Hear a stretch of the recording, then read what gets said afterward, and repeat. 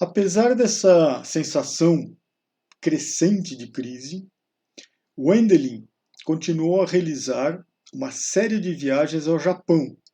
Até o início de 1992, ele já tinha feito 4 viagens.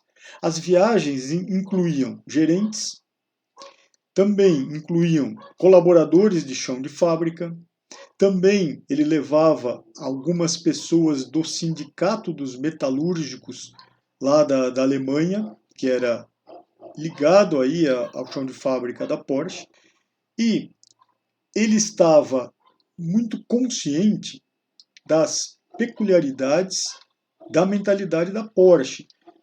E aí, nesse comparativo, nesse entendimento, ele começava a pensar que a Porsche precisaria de uma mudança aí mais drástica, mais radical, para continuar existindo, para continuar a se manter no mercado. Para se ter uma ideia, antes dessa série de viagens aí que foram promovidas para o pessoal da Porsche, os gestores de operações da Porsche praticamente não iam, né, para o exterior. E quando iam, era para ver equipamentos de alta tecnologia, mas não focado em práticas gerenciais. Mesmo porque eles entendiam que as suas práticas eram as melhores que tinham, e bem aquele pensamento que o produto bom, o produto robusto, garantiria a posição no mercado, né? Tal atitude se baseava na premissa de que os métodos gerenciais de empresas estrangeiras não seriam relevantes ou não seriam aplicados ou replicáveis na Alemanha, e muito menos numa empresa como a Porsche. Essa era a crença que eles tinham. Os operadores e os líderes sindicais nunca tinham ido viajar ao exterior, nessas viagens de estudo, de entendimento, de benchmarking, e continuavam acreditando que a única coisa que estava errada na Porsche era a variação no mercado e algumas decisões erradas sobre os produtos. Então, é bem típica aquela questão, né, da gente querer colocar a culpa no externo, naquilo que não está em nossas mãos.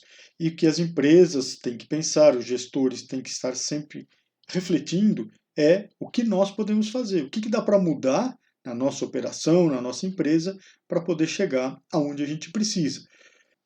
E essa sensação da Porsche como um todo é comum, né, nos gestores de outras empresas. Então, no contato que a gente tem com a empresa, a gente vê bem isso, né? O pessoal se sente meio perdido, a gente tem uma tendência aí forte de querer colocar a culpa no externo, né? E não na parte que a gente pode fazer, então sempre é culpa do mercado, é culpa de alguém, menos da nossa empresa. E nós temos que repensar, né? Vamos ver o que dá para a gente fazer, porque senão a gente não consegue evoluir. Bom, com a continuidade das visitas ao Japão, Wiedeking decidiu que tinha chegado a hora de tomar atitudes mais audaciosas para reorganizar de uma forma mais radical toda a empresa, senão eles não iam sair daquele sufoco. E que precisava buscar ajuda direta de especialistas japoneses. Uma decisão que ele sabia que não seria bem recebida dentro da Porsche. Em maio de 1992, ele convidou o Kaizen Institute do Japão para trabalhar para a Porsche, como parte de uma ofensiva para superar a crise. Aí vamos entender um pouco como foi a sequência desse trabalho, esse início desse trabalho de transformação da Porsche. Então foi feita uma reestruturação de operações de 6 níveis gerenciais, passaram a ter 4 níveis gerenciais, foram criados 4 centros de custos e 3 funções de apoio. A ideia era deixar as responsabilidades de cada um muito mais claras, que até então a coisa era meio misturada. Com isso, foi feita uma redução de 38% no número de gerentes. De 362 gerentes em julho de 1991, passou-se a ter 328 em julho de 1992 e esse número foi reduzido para 226 gerentes em agosto de 1993.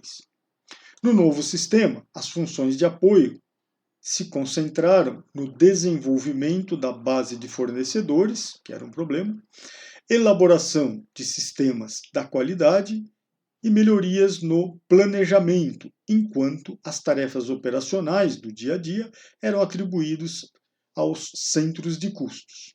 Também foi negociado com o Sindicato dos Trabalhadores da Porsche uma nova estrutura para o time de chão de fábrica. Departamentos de produção com 25 a 50 funcionários, subordinados a diversos níveis de gestores, foram desmembrados em 2 ou 3 equipes, com 8 a 10 funcionários, onde cada grupo de equipes estava diretamente subordinado a um único gestor. Então, se acertou essa questão de funções, de subordinação, de gestão, para a coisa poder rodar com mais clareza, principalmente, né? Cada um começar a entender melhor qual era a sua responsabilidade, né? O outro ponto que foi trabalhado fortemente foi o que foi chamado ofensiva pela qualidade, destinada a mostrar à força de trabalho os verdadeiros custos da não qualidade e encontrar métodos alternativos. A ferramenta mais eficaz foi estimar o custo da detecção de um defeito no momento da sua ocorrência e, comparado com esse mesmo custo deste mesmo defeito, se ele for só descoberto no final da linha ou depois que o carro foi entregue e ter que ser reparado. Lá apareceram informações do tipo: um defeito no momento da sua ocorrência, se custa, por exemplo, um marco, na época, né, que era a moeda lá da Alemanha. Então, se um defeito no momento da ocorrência custar um marco, quando esse mesmo defeito ele só é identificado no final da linha de montagem, ele tem um custo 10 vezes maior, então teria um custo equivalente a 10 marcos. Se esse mesmo defeito for identificado na área lá de testes, de verificação dos veículos no final da fábrica, ele teria um custo de 100 marcos. Então também seria multiplicado por 10. E se esse mesmo defeito chegasse nas mãos dos clientes, ou seja, na revendedora, no período de garantia, ele já teria um custo agregado equivalente a 1000 marcos, ou seja, aquela regra de 1, 10, 100 e 1000 do conceito da qualidade. Então, qual é a importância, e isso foi trabalhado bastante, essa conscientização, qual a importância da gente fazer certo da primeira vez, ou a ideia do jidoka ou do jidoka, de se identificar o defeito o mais próximo possível da fonte, ou de onde ele ocorre, porque a gente estaria contribuindo fortemente para esses custos, a coisa acaba sendo exponencial. Então esse foi um trabalho aí que começou a ser feito, tabulado, os números começaram a ser monitorados e isso acabou conscientizando bastante todo o pessoal. Então isso foi uma grande revelação para o pessoal da Porsche, que simplesmente, até então, nunca havia olhado para esse tipo de coisa. Eles nunca tinham olhado para trás, para as suas áreas de trabalho, a fim de ver as consequências diretas dos seus erros ou dos seus problemas. Porque era sempre aquela história, eu aqui posso errar ou posso fazer alguma coisa errada, que depois lá no final alguém vai ver e vai fazer a correção, já que nós temos lá no final da linha exame 100% ou teste 100% nos veículos. Então isso foi um ponto aí fundamental para a conscientização do pessoal quanto a essa questão da qualidade na fábrica. E aí, dessa forma, a Porsche começou a sua transformação Lean. Como toda transformação Lean, devem ser feitas muitas coisas, muitas atividades, muitas delas ao mesmo tempo, para poder trazer para a empresa todos os ganhos e todo o entendimento da filosofia de trabalho Lean, ou do pensamento enxuto, do Lean Thinking. Aí o ponto-chave é lembrar que tudo isso tem que ser ou tem que funcionar como uma filosofia de trabalho, uma filosofia maior de trabalho de toda a empresa. Temos que pensar em uma readequação desses conceitos para a empresa, para as atividades da empresa. Tudo isso, todo esse trabalho tem que estar fortemente alinhado com as estratégias maiores da empresa, com os objetivos maiores da empresa. E aí começamos a ajustar todos os processos, processos produtivos, processos administrativos, para atingir os melhores resultados possíveis, fazendo as suas respectivas otimizações. E aí nós vamos ter como resultado reduções de custos operacionais muito significativas. No caso da Porsche, é o que eles precisavam. Qual a empresa que não precisa disso, né? Então, várias coisas têm que acontecer, várias coisas têm que ser mudadas dentro da empresa, com um foco, com uma referência. Tem que ter um foco forte na aplicação de ferramentas e metodologias adequadas, apropriadas. Toda essa filosofia de trabalho do Lean está baseada em técnicas que vão ajudar as pessoas a visualizar melhor os problemas, a entender melhor os problemas da empresa e corrigi-los da melhor maneira possível. Aquela história da gente buscar a otimização de todos os processos envolvidos. Então, para uma transformação Lean, sempre precisamos contar com a ajuda dos especialistas nas técnicas que compõem todo o pensamento enxuto. E não necessariamente precisamos dos especialistas nos produtos, nos processos envolvidos, porque esses experts já temos dentro da empresa. Então, o que a empresa precisa? Buscar uma ajuda de metodologias externas, quando ela não tem, lógico, né? As pessoas internamente podem ser treinadas para fazer esse papel também. Podemos resumir esses pontos principais dessa transformação Lean na Porsche, e normalmente são os pontos-chave para transformações Lean para qualquer tipo de empresa, logicamente adaptado para suas particularidades, para suas atividades. Então, vamos analisar quais foram estas alterações, estas mudanças que foram feitas na Porsche. Então, de uma forma resumida, o que foi feito lá? Reestruturação dos níveis hierárquicos, uma diminuição desses níveis hierárquicos para que fique a gestão mais direta. Foi implementada uma sistemática de identificação e correção dos defeitos em todas as áreas de produção, basicamente uma sistemática Lean de solução de problema. Então, aqueles conceitos de qualidade na primeira vez, conceitos do Jidoka, para a gente identificar os problemas logo que eles ocorrem, o mais próximo da fonte geradora dos problemas, que aí tem uma série de vantagens em custo e em efetividade da análise e das ações corretivas. Também eles trabalharam um novo programa de sugestões. Eles já tinham um programa lá de sugestões, mas, segundo eles, não funcionava muito bem. Então, eles desenvolveram todo um programa de sugestões novo para melhoria da qualidade e produtividade, com recompensa para os colaboradores que gerassem as ideias que seriam implementadas. O programa anterior, segundo eles, não funcionava como deveria, né? Por exemplo, estava com uma média de 0,06 sugestões por funcionário por ano.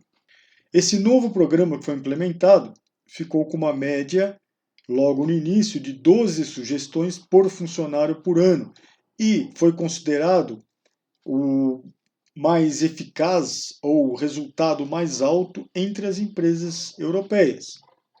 Só para a gente ter uma ideia, no Japão, nesse mesmo segmento, nesta ocasião, a média era de 29 sugestões por funcionário por ano nas empresas japonesas.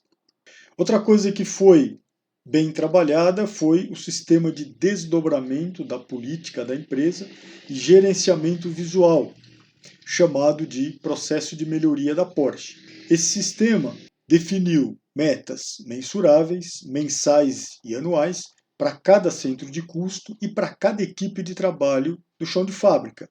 E era focado em 4 pilares: custos, qualidade, logística e motivação das pessoas.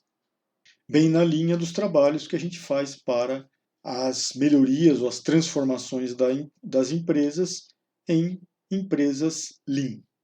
Falando um pouco mais desses pilares, a parte de custo, eles mediam com base em reduções nas horas de fabricação e esforço de montagem, reduções nos volumes de retrabalho, de refugo, tempos de parada de máquina, entre outros. A parte da qualidade era medida como o número de defeitos iniciais por componentes e por veículo imediatamente após a fabricação e defeitos detectados no teste final de cada veículo, né? Os indicadores de logística eram focados no cumprimento de prazos de entrega nos revendedores e das peças para a próxima operação de fabricação. Então agora eu já tinha um pensamento de fluxo, né? E também foco em redução dos níveis de estoque. Então tudo isso fazia parte aí do pilar da logística que estava sendo trabalhado ou melhorado. A parte motivacional era medido pela quantidade de sugestões por funcionários, com a parte de arrumação, organização e limpeza do ambiente de trabalho, índices de absenteísmo, número de acidentes, quantidade de horas de workshops de processos de melhoria, conforme aquele programa de melhoria da Porsche, e também horas de treinamento para o pessoal, horas de treinamentos para as equipes. Também foi dado um tratamento especial para as metas, com grande visibilidade através de aplicação aí de gestão à vista. Os gestores se comprometiam em alcançar essas metas. E todo esse programa foi startado junto com o lançamento do Porsche 911 Carrera, no início de 1993.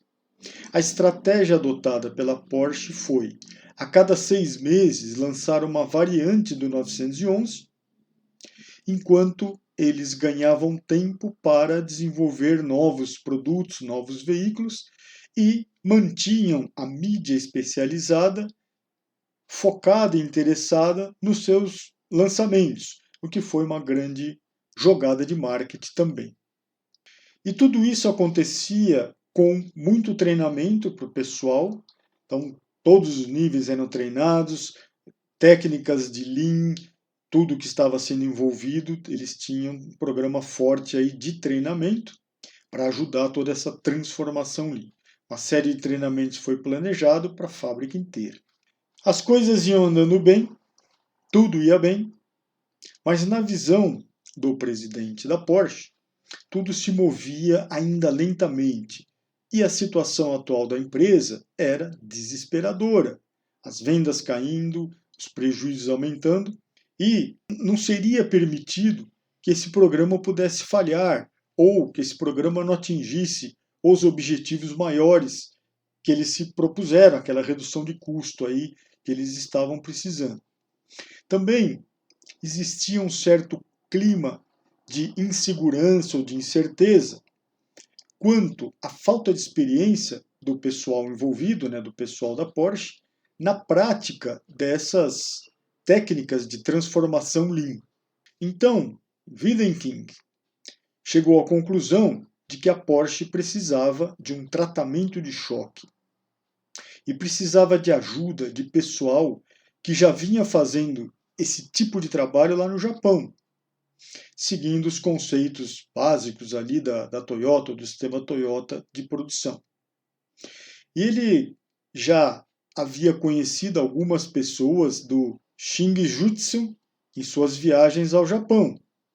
Então, depois de várias visitas pessoais feitas pelo próprio presidente da Porsche e longas negociações para provar que a Porsche estava levando tudo isso muito a sério e que realmente eles queriam transformar a empresa, ele acabou contratando 2 consultores japoneses, Yoshiki Iwata e Shihiro Nakao, para assumir esta tarefa e dar continuidade aos trabalhos iniciados internamente pela Porsche.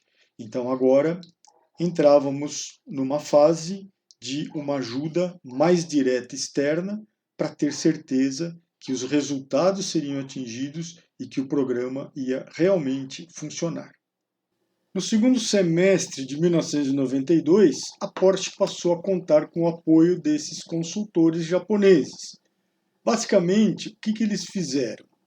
Começaram a trabalhar com a redução dos estoques na fabricação de motores, de um estoque de 28 dias que eles tinham lá de peças para a montagem dos motores. Eles fizeram uma redução para 7 dias, então de 28 dias de estoque para 7 dias. Fizeram Wiedeking cortar com uma serra circular as prateleiras de estoque de 2,5 metros para 1,3 metros de altura, para não ter mais lugar para o excesso de estoque. E aí eles teriam que se adaptar a isso. E assim se deu início aos kaizens para os trabalhos de melhoria. Então, interessante essa parte simbólica disso tudo, onde se pega um diretor maior da empresa para poder fazer o que a gente chama da redução de estoque na marra, né, forçado. Então a gente vai, corta lá as prateleiras para armazenamento de peças para a gente não ter espaço para aumentar esse estoque. Então a gente vai ter que conviver com aquele estoque que está lá. E aí nós somos obrigados a aprender a trabalhar com aquele estoque reduzido. Então, essa estratégia também foi utilizada lá pelos consultores japoneses. Foi eliminada a área de estoque dentro lá do espaço de montagem na linha de motores. Então, na linha de motor não ficava mais estoque, não tinha nenhum estoque em processo, não tinha nem mais espaço para isso. Foi criado um sistema de kits de peças para cada motor, com a configuração de cada motor que ia ser montado, em pequenos carrinhos de fácil deslocamento. Esses carrinhos também serviam de pokaioke, de dispositivos à prova de erro, e as peças eram dispostas na sequência exata da montagem. Isso é uma estratégia também que a gente costuma usar, que são aqueles kits com carrinhos, né, que podem se movimentar para a gente poder, enquanto alguém prepara o novo carrinho, enquanto estamos consumindo aquele componente, ou montando, nesse caso deles, aquele tipo de motor, vai consumindo o que está no kit, no carrinho, enquanto isso, na retaguarda, alguém já está preparando um novo kit e depois é só fazer a troca dos carrinhos. Foi implementado um sistema de Kanban com os principais fornecedores para entrega diária de peças na área de montagem desses kits, com intervalos aí frequentes e bem definidos conforme a necessidade de montagem, né? Conforme a necessidade daquelas peças para a produção. Ao mesmo tempo, iniciaram-se as melhorias no processo de pintura, no processo de solda da carroceria. Também começaram lá times a trabalhar com essas melhorias, com esses kaizens. Também melhoria na montagem do chassi e na montagem final. Então, por partes, eles foram fazendo todo esse esquema para entrar com esses kaizens, com essas melhorias, e aos poucos resolvendo os problemas. Lembrando, sempre o ponto fundamental, o que era? Era o fluxo, né? Aquela história do fluxo contínuo. Os consultores japoneses faziam visitas mensais, com duração de uma semana, então a cada mês eles iam para a Porsche e ficavam lá no período de uma semana, para acompanhamento das atividades que ficavam a cargo do pessoal da Porsche. Então esse também é outro ponto interessante quando a gente faz esse tipo de transformação. Quem que tem que fazer a transformação é o próprio pessoal da empresa. O consultor externo ele vem acompanhar, ele vem dar as dicas, vem treinar as pessoas. Então lá eles, com 6 equipes de melhoria, começaram a fazer toda essa transformação. Basicamente, as atividades dessas equipes poderiam ser resumidas em desenvolver equipamentos e dispositivos necessários aí para esta movimentação, para essa locomoção, para esse fluxo contínuo, movimentações de máquinas, acertos de layout com base no fluxo. Então foi pensado ou programado em todo um novo layout e aí eles já começavam a fazer essa movimentação das máquinas, né, dos equipamentos. Trabalharam bastante com a questão da padronização dos métodos de cada atividade, de cada etapa da produção, isso também é muito importante. E também tinha um foco grande na estabilização do processo como um todo, né? Então eles tinham um foco grande em estabilizar as novas atividades, conforme eles vinham padronizando ou modificando, para poder garantir a sustentabilidade, poder garantir que tudo aquilo ia funcionar. E o mais interessante, que tudo isso foi feito sem paradas de produção. Então, essa parte física de mudanças, de movimentações, era feita à noite ou nos intervalos de almoço. E é bem interessante essa estratégia. Eu mesmo já fiz muitos trabalhos com este conceito e acaba sendo bem interessante. Então, modificações pequenas, bancadas, quando a gente vai ajustando o layout, a gente consegue fazer a mudança enquanto o pessoal sai no horário de almoço, né? O pessoal vai almoçar, quando volta já tem uma nova forma de trabalho, já tem uma nova disposição no local de trabalho. Isso motiva bastante o pessoal envolvido, porque eles saem para almoçar e quando voltam já encontram lá um ambiente muito melhor para trabalhar, com uma situação mais agradável de trabalho. Então, gera lá um clima agradável, esse ambiente de surpresa, é bem interessante o efeito que acaba tendo nas pessoas. Logicamente, essas movimentações em horário de almoço são para pequenas bancadas, pequenos dispositivos, coisas mais simples. As coisas mais complexas têm que ser planejadas. E aí, normalmente, a gente costuma fazer ou em algum turno que não se trabalha, por exemplo, na parte da noite, ou finais de semana, aí depende de cada trabalho, depende de cada empresa, né?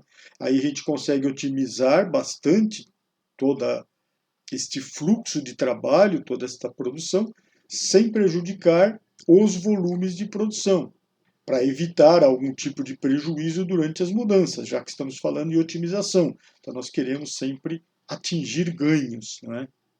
Aí esses consultores trabalhavam uma semana por mês e no último dia da semana, na sexta-feira, eles se dedicavam a fazer todo um fechamento do acompanhamento desses trabalhos. Então eram feitos resumos dos trabalhos de melhoria que foram realizados, era dado um espaço para ouvir os times de trabalho, os times dos kaizens, para eles trazerem as suas dificuldades, seus problemas. Era feita toda uma lista de atividade para acompanhamento, para garantir toda a implementação e a sustentabilidade dessas melhorias, dessas ações que estavam sendo propostas, estavam sendo implementadas, e também usava-se o final do dia e da sexta-feira para fazer uma comemoração dos avanços que tinham sido obtidos até então, né? No sentido de motivar as pessoas envolvidas. E assim, esses times trabalhavam aí com uma forte motivação. Aos poucos, os times de melhoria iam ganhando know-how, conhecimento próprio aí para desenvolver kaizens complementares. Então, os consultores externos puxavam os pontos mais críticos, mais complexos, mas depois ficava como lição de casa para o pessoal interno, já que eles iam ganhando esse know-how, esse conhecimento todo, para daí eles irem trabalhando em kaizens complementares e agora sem a ajuda dos consultores externos, porque a ideia era, depois de um tempo, que no caso da Porsche foi um período em torno aí de 2 anos, que esses times, essas equipes de trabalho, tivessem uma expertise tal e uma capacitação, incluindo atividades práticas, né? Então eles trabalhavam bastante as habilidades práticas para adquirir esse know-how nas técnicas do pensamento enxuto, nas técnicas do Lean, e aí já poderiam, na sequência, dar continuidade a esses trabalhos andando com as próprias pernas, ou seja, sem precisar da ajuda dos consultores externos. Esse é o grande ponto aí para ganho da empresa também, né? Na minha opinião, é dessa forma que todo o trabalho aí de consultoria tem que funcionar. Os trabalhos que nós fazemos, a gente sempre tem bastante foco nessa parte. A empresa pede ajuda de consultores externos, mas o objetivo maior tem que ser a empresa absorver esse know-how, os times que acompanham o trabalho do consultor têm que ganhar conhecimento para depois dar continuidade e garantir a sustentabilidade de todo o trabalho que foi iniciado por intermédio da consultoria externa, porque depois o trabalho tem que ser feito pelo pessoal interno. Isso é um ponto aí, na minha opinião, fundamental para que esse trabalho funcione perfeitamente. Outras decisões estratégicas também foram tomadas pela Porsche nesse período, como a volta para a Porsche da produção do modelo 968, que estava sendo montado lá na fábrica da Audi. Então eles também tinham lá uma estratégia da empresa como um todo para que esse trabalho de implementação de Lean viesse a dar suporte a tudo isso, ao que eles queriam como estratégias maiores, né?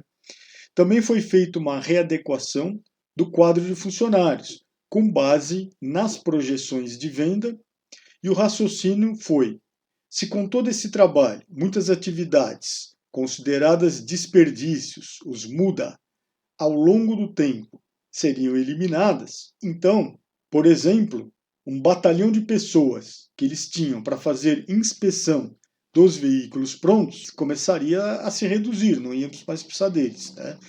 Equipes de retrabalho, equipes de reparo na pintura e outros tipos aí de retrabalhos que eram feitos também começavam a ser reduzidas, ou a gente não ia precisar mais daquele tipo de atividade. Foi feita então uma readequação do quadro de uma forma bem negociado com os colaboradores e também envolvendo o sindicato. E aí fizeram todo um plano para uma readequação da mão de obra num pacote só. Então, para se ter uma ideia, foi feita a demissão de 2.500 funcionários, mas já previsto ao longo de um período de 3 anos. Então foi feito todo um acerto, toda uma negociação para que ao longo de 3 anos fosse reduzido um pouco aí o quadro de funcionários deles. O objetivo era levar o número de funcionários a um nível ideal para os seus níveis de produção, coerente com as necessidades de longo prazo.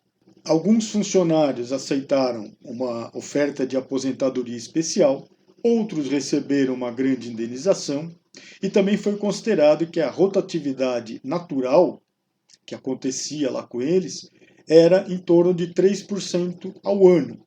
E aí a ideia era não repor essas baixas que iam acontecendo para poder absorver esta redução que eles queriam atingir.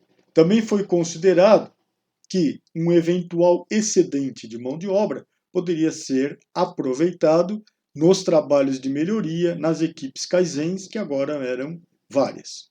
Eu já presenciei programas de ajuste de quadro, mas com planejamento a médio prazo e bem negociado entre as partes, sem gerar grandes problemas para a organização e também para os colaboradores. Então dá para fazer isso. E foi o que a Porsche fez. Foi feito também um acordo gerencial que garantiu ao sindicato dos trabalhadores que ninguém mais, além desses que estavam nesse plano, perderia o emprego devido à introdução do pensamento enxuto, por meio de atividades periódicas do processo de melhoria da Porsche. Então, essa garantia foi oferecida inicialmente por um período de 3 anos, de 91 a 93, mas posteriormente foi ampliado por mais 3 anos, chegando até 1996. Então, assim, tinha um compromisso de todas as partes para reativar a empresa ou para não deixar que a empresa falisse. Outra estratégia utilizada, o pessoal do sindicato era convidado a participar diretamente, junto com a gerência da Porsche, dos trabalhos de resolução de problemas, envolvendo-se nas atividades de melhoria.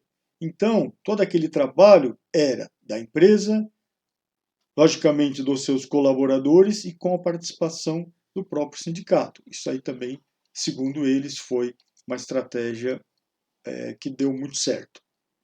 Outro ponto reforçado foi o seguinte: se nada fosse feito para tirar a Porsche dos prejuízos, todos ficariam sem os seus empregos. Então, com uma visão mais a longo prazo, a empresa crescendo, voltando aos seus níveis de venda de anos anteriores, seriam necessárias novas contratações. Então, isso também, ou esse tipo de pensamento também pesou nesta negociação que foi feita. Outro ponto fundamental para essa reestruturação da Porsche nesse período foi o realinhamento da base de fornecedores. Como a Porsche comprava quase 80% do seu valor de fabricação de fornecedores externos, por ser uma montadora, e eles já sabiam que a tendência era que esse número aumentasse. Então, ficou imediatamente claro para todos que ensinar os fornecedores a ter esta visão do pensamento enxuto, essa visão do Lean, era tão importante quanto ensinar os próprios colaboradores da Porsche. Diversos fornecedores concordaram em fazer entregas just in time, mas quando o pessoal da Porsche ia investigar, descobriam que os fornecedores estavam fazendo essas entregas just in time, mas a partir de enormes estoques internos. Então, tinha muita perda no processo. Também a demanda da Porsche, normalmente, era pequena para os fornecedores e eles queriam fornecimentos em pequenos lotes. E muitas vezes esses fornecedores não tinham condições de fabricar pequenos lotes. Fazer esse trabalho ou ensinar 950 fornecedores certamente era uma tarefa impossível e eles sabiam disso. Não tinham recurso para fazer. Por isso, o primeiro passo foi começar a reduzir a base de fornecedores. Então fizeram um plano para reduzir essa base de fornecedores de 950, que é o que eles tinham, para 300 empresas. E como eles fizeram isso? Basicamente, padronizando muitas peças, descartando as opções de baixo volume e outros acertos que foram feitos. Nesse grupo de 300 fornecedores, cerca de 60 fornecedores foram designados como os mais críticos do sistema, que eram os principais, por alguns motivos aí. Ou pelos próprios volumes que forneciam, ou pela criticidade dos componentes que forneciam. E muitas vezes, fornecedores que antes eram diretos, tornaram-se subfornecedores da Porsche, ou seja, eles tinham que entregar o produto deles para um fornecedor que aí acoplava os seus produtos para poder entregar para a Porsche. Ou seja, foi feito todo um trabalho de reestruturação de fornecedores para facilitar todo esse gerenciamento e as entregas de materiais. A Porsche, então, montou uma equipe de melhoria de fornecedores que foi chamada de equipe Pole, de pole position, das corridas aí, com o objetivo de obter a primeira posição na corrida pela sobrevivência. A equipe procedeu para realizar nos fornecedores mais importantes exatamente os mesmos exercícios de melhoria que estavam ocorrendo dentro da Porsche, para ensinar os fornecedores. Então, dentro desse universo dos 300 fornecedores, eles começaram a filtrar, escolher esses mais importantes, para daí poder fazer esse trabalho mais direto lá na planta deles. Começaram com os fornecedores mais receptivos ao pensamento enxuto, como a Recaro, fabricante de bancos, e usaram os sucessos iniciais com essas empresas para estimular os fornecedores mais relutantes a se juntarem ao esforço, mostrando que tinha ganhos. O objetivo era obter material para gerar um fluxo contínuo pelos fornecedores à medida que a Porsche os puxava e, ao mesmo tempo, reduzir drasticamente tanto o número de peças defeituosas e a necessidade de a Porsche alocar 100 funcionários para inspeção de peças que chegavam desses fornecedores. Então foi feito todo um trabalho de melhoria de qualidade e melhoria de produtividade. Segundo o coordenador da equipe Poly, quando eles chegavam às fábricas dos fornecedores, a gerência do fornecedor sempre insistia em afirmar que não havia nada mais a ser melhorado e diziam sempre algo parecido, tipo: já organizamos tudo em função das visitas das equipes de desenvolvimento de outros clientes que nós temos, vocês não precisariam ter vindo.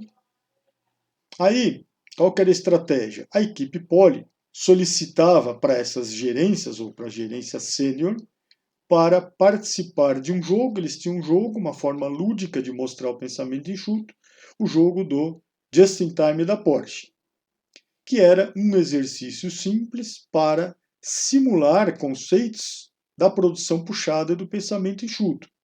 E aí, eles, em geral, pegavam lá 5 gerentes sêniores que assumiam os papéis em um processo de produção fictício de 4 etapas, uma simulação, na qual dobravam e embalavam 3 cores de caixa de papel. Basicamente era uma simulação, então é uma forma lúdica de mostrar os conceitos ou as vantagens da produção puxada e do just-in-time e como que ele deveria funcionar.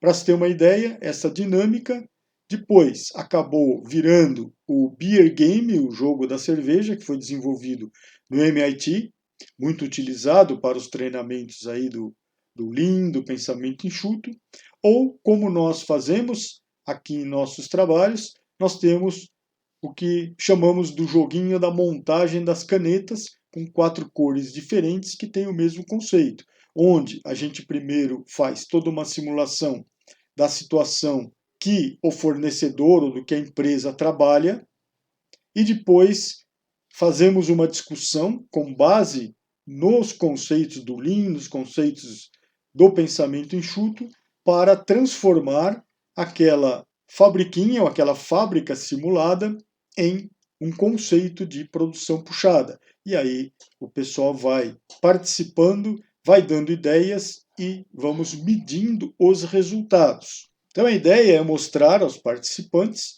de uma forma lúdica, as vantagens e as formas de se trabalhar com o sistema puxado, com o just-in-time, foco no fluxo contínuo da operação, resolução de problemas de gargalo, e aí fazer o comparativo com o sistema convencional de produção. Então essa é uma ótima forma para a gente poder ensinar para as pessoas e também motivar esses trabalhos dentro das empresas. Após o jogo, com esta representação lúdica, a equipe Poly permanece nas instalações do fornecedor durante 1 ou 2 semanas, depende da empresa, questionando o fornecedor por que não pegar uma série de atividades realizadas para uma peça fornecida para a Porsche e testar, experimentar esse novo conceito de trabalho. Nesse período que eles ficam lá, vão removendo todos os desperdícios que vão encontrando, trabalham fortemente na padronização dos processos, desenvolvem etapas de acompanhamento que vão permitir a sustentabilidade do novo nível de desempenho dos processos, e assim a coisa começa a trazer os seus resultados. Desde o início, o trato com a gerência do fornecedor era que as economias de custos atingidas seriam calculadas com precisão, com o acompanhamento do fornecedor e divididos em 3 partes. 1/3 para o fornecedor, onde estava sendo feito o trabalho, 1/3 o ganho ia para a Porsche e 1/3 para o cliente da Porsche. Então a ideia era que todos ganhassem. E para o fornecedor seria interessante também obter esse ganho. Ou seja, a redução de custo obtida não era integralmente passada para a Porsche, para o cliente. Eu já atuei em trabalhos de desenvolvimento de fornecedores desta forma, aplicando esses conceitos, fazendo inclusive essa repartição dos lucros, e assim o resultado é muito interessante, porque os ganhos são repassados ou divididos entre clientes e fornecedores. Os fornecedores ficam interessados em aprender realmente esses conceitos, porque eles sabem também que, se eles aplicarem isso para os outros clientes, eles vão ter os ganhos e não necessariamente vão ter que dividir com os seus clientes. Vão ficar com um ganho integralmente para eles. Então esse é um ponto assim que motiva bastante os fornecedores ou as empresas a buscarem este conhecimento. Esses trabalhos feitos dos fornecedores normalmente chegam em resultados próximos e assim aconteceu também com esse trabalho da Porsche. Basicamente, a gente chega em redução do esforço pela metade, redução de 90% no tempo de saída de matéria-prima até a peça terminada, eliminação completa dos estoques intermediários, estoques em processo, e atingimos aí uma melhoria radical quanto à qualidade. Atinge níveis de qualidade aí muito interessantes. A final de 2 semanas de trabalho, realizada pela equipe de 6 pessoas da Porsche, quando o efeito total havia sido demonstrado, e geralmente para surpresa de todos, as equipes Poly da Porsche especificavam que os fornecedores deveriam desenvolver suas próprias equipes similares àquela que a Porsche enviou lá na casa deles e realizar o exercício de eliminação de desperdícios para cada peça fornecida para a Porsche.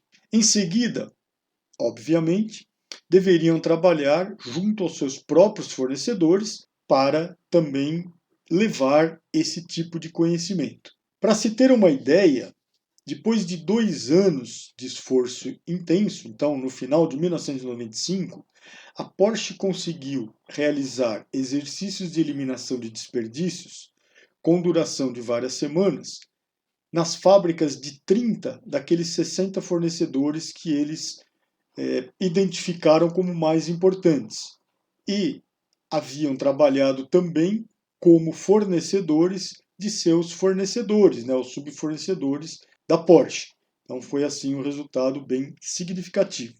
Devido à consulta de outras empresas para a Porsche, então empresas que não eram fornecedoras da Porsche, mas que tinham ouvido falar sobre essas atividades e os seus ganhos, procuravam a Porsche para que ela fizesse algum trabalho também para eles. E aí, por conta disso, a Porsche fundou a Porsche Consulting, que é uma empresa de consultoria externa. Então a Porsche não é apenas uma empresa de consultoria em tecnologia de produtos de classe mundial, como também agora passa a ser uma consultoria de pensamento enxuto de classe mundial. Então, o interessante desta história, desse caso da Porsche, é que a turma lá gostou tanto do trabalho, se dedicou tanto ao trabalho, fez todo o entendimento desse trabalho, do pensamento enxuto, dos conceitos do Lean, que resolveram prestar serviços externos também para a implementação do Lean. E até hoje eles atuam com esta empresa de consultoria que é a Porsche Consulting e tem tido aí excelentes resultados no mundo inteiro. E se a gente parar para pensar, realmente essa turma da Porsche é acima da média, né?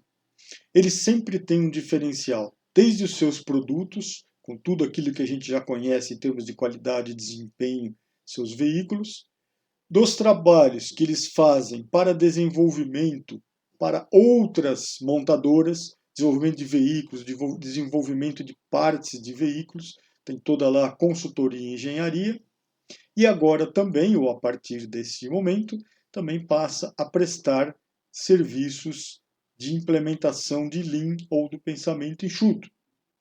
Outro ponto interessante é que, à medida que os resultados dessa transformação para o pensamento enxuto começaram a aparecer na produção física, internamente, o poder passou das mãos dos engenheiros de produto da Porsche, que haviam dominado a empresa durante toda a sua história, e agora passava para as mãos dos gerentes de operações. Notou-se que o que estava melhorando radicalmente era a produção física, uma atividade que antes não era considerada essencial para o sucesso da empresa ou para o negócio da empresa, porque o foco maior, como nós vimos, estava lá no desenvolvimento dos projetos. Claro que é importante o desenvolvimento dos projetos, não tem dúvida, mas a parte da fábrica, que era então meio deixado de lado, agora ganhava força.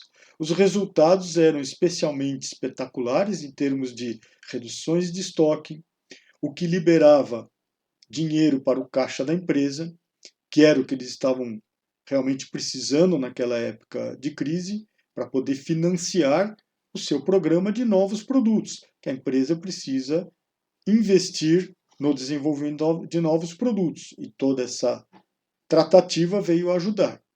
Nessa ocasião, Wiedeking passou a ser o diretor-geral da Porsche, estimulado a aplicar as mesmas técnicas que foram aplicadas na produção, porém agora estendendo para a empresa inteira.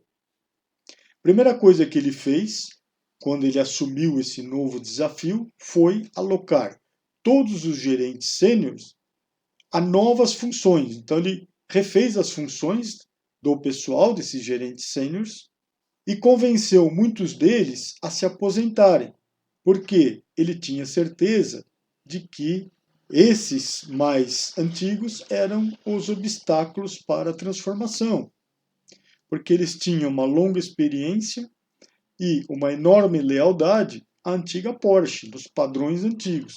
Então eles seriam restrições, ou poderiam ser restrições à mudança.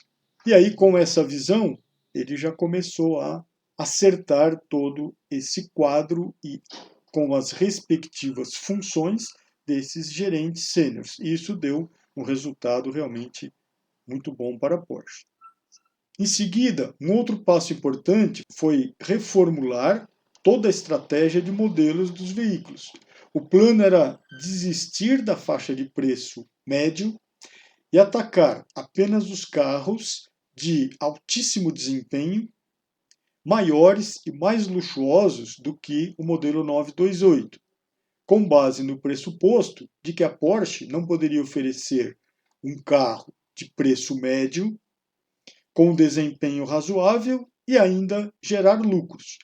E aí eles começaram a focar realmente no nicho da Porsche.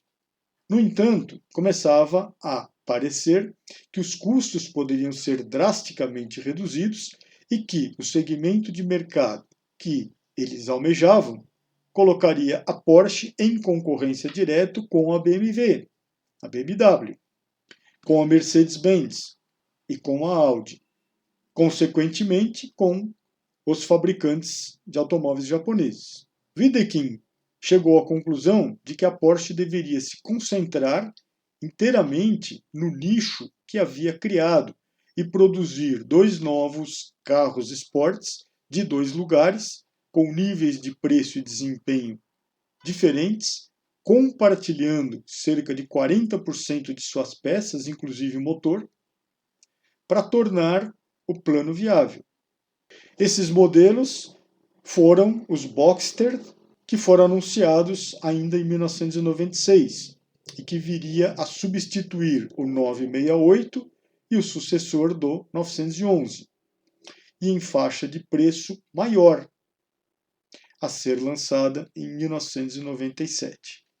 Como se trata claramente de um nicho com volume limitado, a segunda parte da estratégia de produto foi assumir a tarefa de desenvolver e construir cupês, conversíveis e até utilitários de luxo para as grandes empresas automobilísticas alemãs.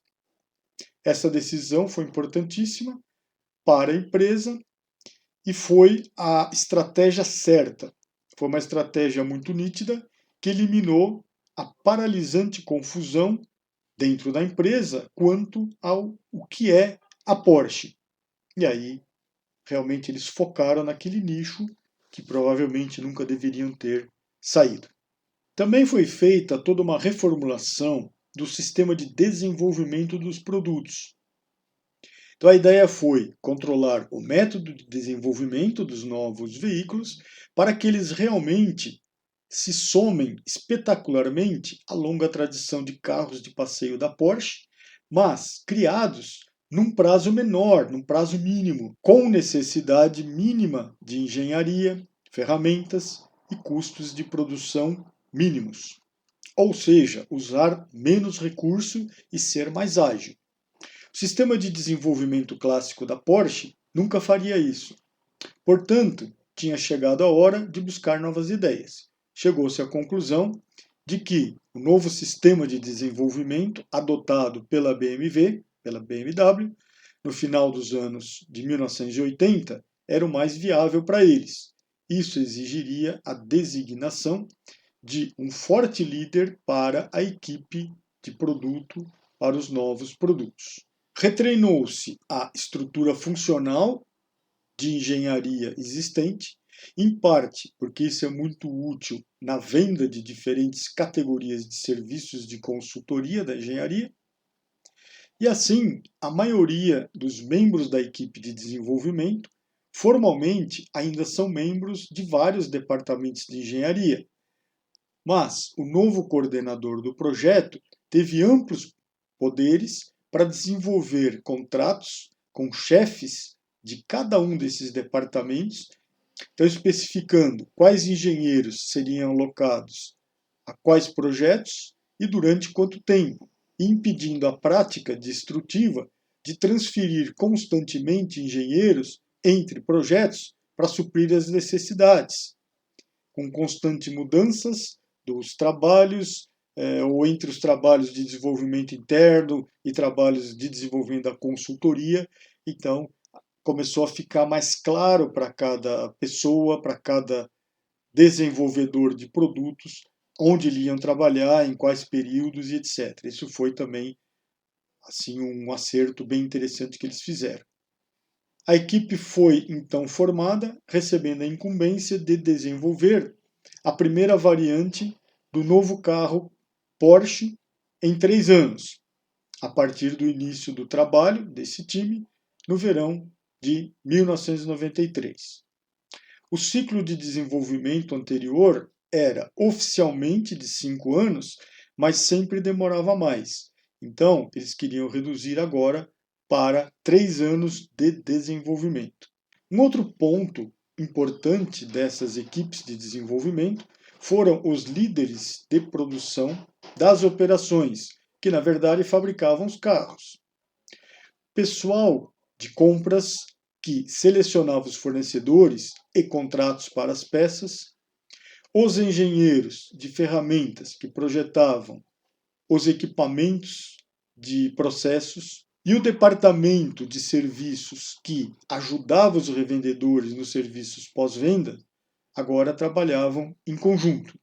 E trabalhando em conjunto, a equipe está lutando para desenvolver um projeto de produto, um conjunto de ferramentas de produção e um conjunto de métodos de fabricação para os modelos da Porsche, para que eles sejam fácil de fabricar, fácil de consertar, então de fácil manutenção. Os engenheiros de produtos da Porsche continuam sendo importantes, claro, acima de tudo, os carros precisam ter um desempenho brilhante, como acontece até hoje. Mas a equipe passou a analisar o todo e não só focar o projeto, inclusive pensando no serviço, na parte de manutenção, que tradicionalmente era um ponto cego da Porsche e, na prática, um problema para seus clientes. Em 1991, qualquer observador razoável teria declarado a morte da Porsche como fabricante de veículos. A empresa poderia existir nos negócios de carros e esportes e continuar suas atividades de consultoria e engenharia, ou poderia seguir o caminho de tantas outras, como Jaguar, Ferrari, Aston Martin, Lamborghini, Saab e Lotus, rendendo-se a um dos gigantes do setor automobilístico do mercado de massas. No entanto, a Porsche optou por adotar o pensamento enxuto e assim ela se reinventou e ressuscitou. Alguns indicadores da nova vida da Porsche naquele período foram: o tempo de desenvolvimento de um veículo da Porsche, da concepção até o seu lançamento, em 1991, era de 7 anos. Em 1997, caiu para 3 anos. O tempo da solda até o carro acabado, em 1991, era de 6 semanas. Em 1997, caiu para 3 dias. Então, o lead time foi reduzido de 6 semanas para 3 dias. Muito significativo. Dá para pensar a redução de custos operacionais que se obteve com este indicador. Os estoques em 1991 tinham média de 17 dias. Em 1997, caiu para 3,2 dias. Então, uma redução de 17 dias para 3,2 dias. As horas diretas e indiretas necessárias para se montar o 911 era de 120 horas em 1991. E esse tempo caiu para 45 horas em 1997. É uma redução de 120 horas para 45 horas para a fabricação de 911. A taxa de falhas das peças dos fornecedores em 1991 era de 10.000 a cada 1 milhão. Então, 1% de taxa de falha. Em 1991. 1997 caiu para 100 por milhão, ou seja, 0,01% de taxa de falha. Um salto altamente significativo. Os índices de falha no final da linha de montagem dos veículos, em 1991 era de 100 defeitos por veículo. Em 1997 caiu para 25 defeitos por veículo. As vendas em 1991 estavam em torno de 3 bilhões de marcos alemães. Em 1993 caiu para 1 bilhão e 900. E em 1997 subiu para 2 bilhões e 600. O lucro da Porsche em 1991 foi de 17 milhões de marcos alemães. Em 1993 tinha caído para um prejuízo de 239 milhões de marcos alemães. Em 1995, a Porsche já obteve um lucro de 2 milhões de marcos, mostrando o resultado de toda essa transformação. Resumindo, ao longo de um período de 5 anos, a Porsche dobrou a sua produtividade fundamental nas operações e, ao mesmo tempo, reduziu em 90% os defeitos nas peças dos fornecedores e em mais de 55% os defeitos internos na produção. Lançou 2 produtos altamente fabricáveis. Após 3 anos de trabalho de desenvolvimento, reduzindo para metade o espaço de fábrica necessário, a área de fábrica necessária, diminuindo de 6 semanas para 3 dias o lead time e reduzindo em 90% o estoque de peças que eles tinham. Então, realmente, números assim espetaculares com esse trabalho de transformação da Porsche. A Porsche vem se mantendo firme e forte aí no mercado, graças à sua visão, lá na década de 1990, da necessidade de fazer essa transformação lean. E os frutos vemos até hoje. Atualmente, a Porsche faz parte do grupo Volkswagen, um conglomerado que inclui várias marcas como Audi, Bentley, Lamborghini. Porém, a Porsche é acionista majoritária da Volkswagen, detendo uma parte significativa do seu capital. Ou seja, o grupo todo ainda tem no comando descendentes da família do fundador da Porsche. Então isso é bem interessante e é uma história assim bem peculiar. E se a gente olhar para o volume de fabricação e de vendas da Porsche, de lá para cá só tem aumentado. Então a Porsche, podemos dizer que é uma empresa que está em crescimento e a base foi lá atrás a visão da empresa para se readequar com base nos conceitos do pensamento enxuto ou do Lean Manufacturing. por esse gráfico, conseguimos ver o quanto que a Porsche foi aumentando a sua produção desde aquela época, desde 1998, aqui no gráfico, até 2024. Então, assim, foi um crescimento aí fenomenal, que a base foi todo aquele trabalho de implementação do Lean Manufacturing ou dos conceitos do pensamento enxuto. E isso garantiu a sobrevivência da empresa e atualmente com um lucro aí bem significativo. Este caso inspirador de transformação Lean da Porsche está descrito no livro A Mentalidade Enxuta nas Empresas, na versão brasileira, que a primeira edição foi em 1998, e lembrando que o nome Lean ou rótulo Lean, Lean Manufacturing, Lean Thinking, pensamento enxuto, que é a prática do sistema Toyota de produção, foi feito numa pesquisa realizada na década de 1990 por James Womack e Daniel Jones, pesquisadores do MIT, do Massachusetts Institute of Technology, Instituto de Tecnologia de Massachusetts, onde o primeiro livro que foi publicado com base na pesquisa foi A Máquina que Mudou o Mundo, que foi o que a Porsche fez os seus gerentes lerem para poder entender o que estava acontecendo, e na sequência eles publicaram o livro A Mentalidade Enxuta nas Empresas, ou o Lean Thinking, ou Pensamento Enxuto, que é a base de toda essa transformação.